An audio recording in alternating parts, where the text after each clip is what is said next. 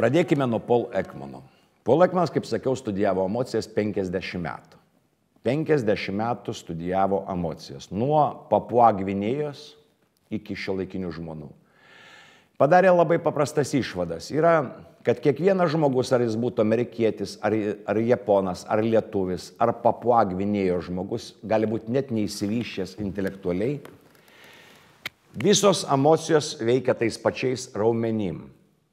Dirba visi tie patys raumenys, kiti raumenys nedirba. Jeigu mes džiaugiamės, šypsosimės, veikia tie patys raumenys. Daugiau, mažiau, bet tie patys raumenys. Mūsų akis yra kaip žuvų akis. Kad jos pasidarytų įdomios, va šitie raumenys pradeda veikti. Jie primerkimai, pažiūrėjimai, suraukimai, antakių suraukimai. Jis padarė tokias įdomias išvadas su savo dukterim, padarė labai daug fotonuotraukų, kurias ją išmokino sukurti visas tiesiog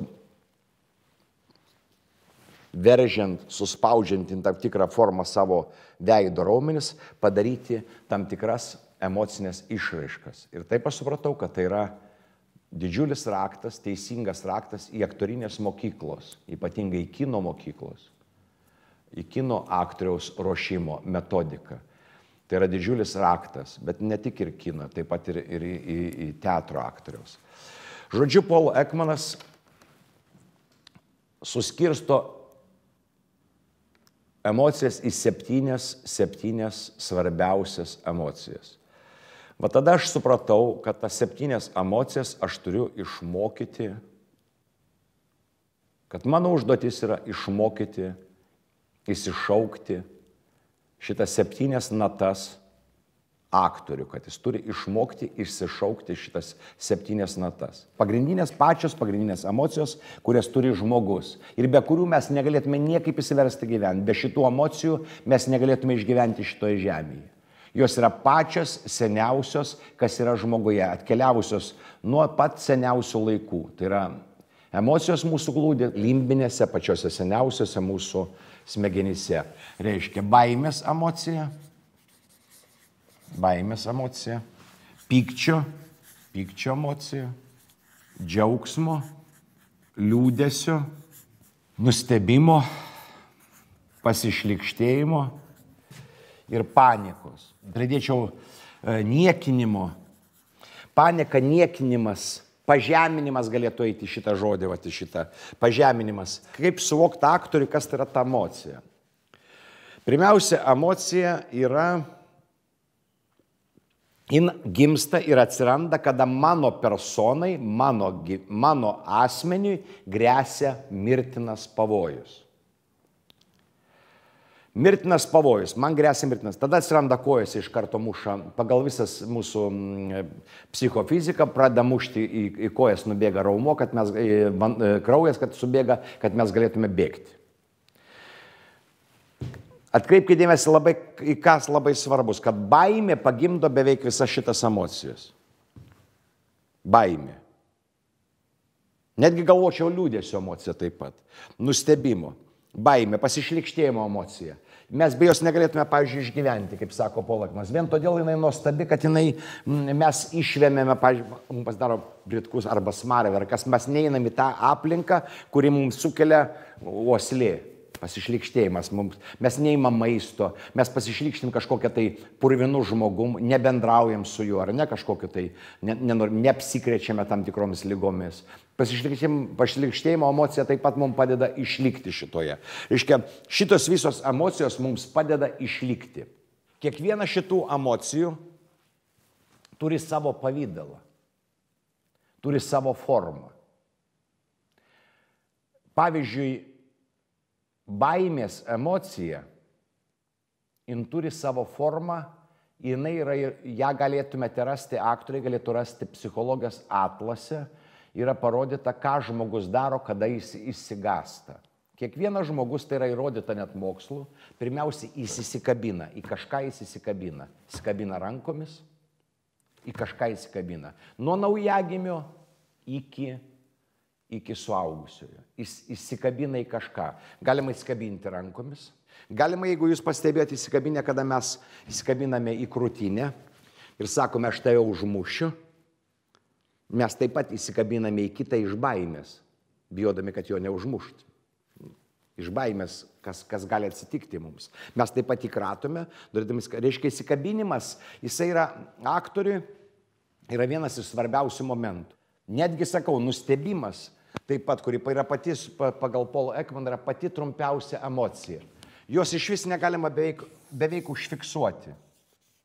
Jinai neužfiksuojama šitą nustebimo emociją. Jis ją bandė vieną kartą užfiksuoti, krentant, jis ją rado nuotrauką, kur krentant balkonui, darbininkai buvo balkonai ir jisai krito. Ir staigiai jie buvo pagauti tokios akimirką. Buvo labai trumpa akimirka, kada jie buvo nustebima, nes nustebimo emocija visą laiką išvirsta į kažką kitą. Tuoj pat jinai išvirsta į kažką kitą. Jis gali išvirsti į pasišlykštėjimą, į niekinimą, į liūdesį, į džiaugsmą, bet jin tuoj pat virsta. Jinai neužsistovi. Dėl to atkreipkite dėmesį aktoriai, kurie vaidiname, kad, pavyzdžiui, sakoma, ką? Ir darom tokį veidą ilgai, tai jau čia blogai vaidinam. Nes gaunasi, kad mes jau darom tokią neteisybę, netikrumą. Nuostabos emocija trumpa labai trumpai. Jinai tuoj pat kaip, aš ją būtų galim pavadinti netgi reakcija į kažkokį tai impulsą iš išorės. Reakcija į impulsą iš išorės. O tai galėtume pavadinti, kad tai yra nustebimo emocija. Pinkt, garsas ir aš iš karto... Bet iškart jinai pavirsta į kitą veiksmą. Arba pasišlykštėjimas, atmetamoji reakcija kažko tai kito, panikos reakcija, aš niekinu kažką kitą, visada, kaip sakau, nukreiptos į kitą. Apibendrinant norėčiau pasakyti, kad vienas iš aktoriaus paruošimo būdų galėtų būti emocijos psichologija, į kurią įeitų Paul Ekmano metodikos kelias. Kuo išskirtina, dar prisiminkim, kuo išskirtina ši sistema, ką mes kalbėjome. Ši sistema išskirtina to, kad yra 7, mes suskirstume į pagrindinės 7 emocijas, kurias aktorius turėtų įvaldyti ir išmokti jas įsišaukti. Tai dar kartą prisiminkime, tai būtų baimė, tai būtų pyktis, tai būtų džiaugsmas, tai būtų pasišlykštėjimas, tai būtų nuostaba, tai būtų panieka ir tai būtų liūdesys.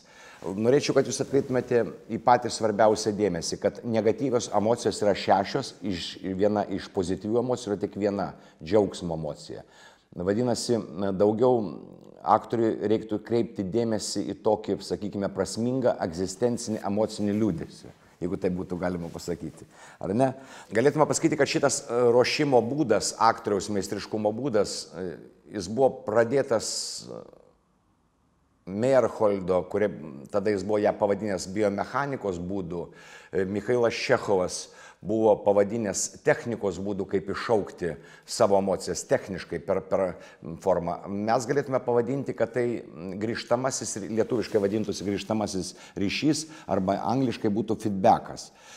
Kas tai yra? Tai yra, kada mes, jeigu kaip pavyzdį pasakyti, tai yra tada atsiranda, feedbackas atsiranda tada, arba gimsta tada, kada mes sukūrėme tam tikrą emocinę formą arba jos pavydalą, tai yra nėra tikra forma, tai yra nėra tikra emocija, bet tai yra tik jos forma, erzacas, tai yra tas vadinamas simuliakras. Mes sukūrėm šitą simuliakrą ir ilgai jį laikydami savyje, padarė šitą formą, ar tai mimikos forma, ar tai judesio forma, mes laikydami ją ilgai, įsišaukėme tokiu būdu tikrąją emociją. Tai būtų kelias turbūt aktoriui į emocijos iššaukimą, į tą greitai emocijos iššaukimą. Atgalinis ryšys psichologijoje yra labai dažnai vartojamas, tai yra būtent, kada nuo formos grįžtama į tą pradinį išeities tašką, tikrąją emociją.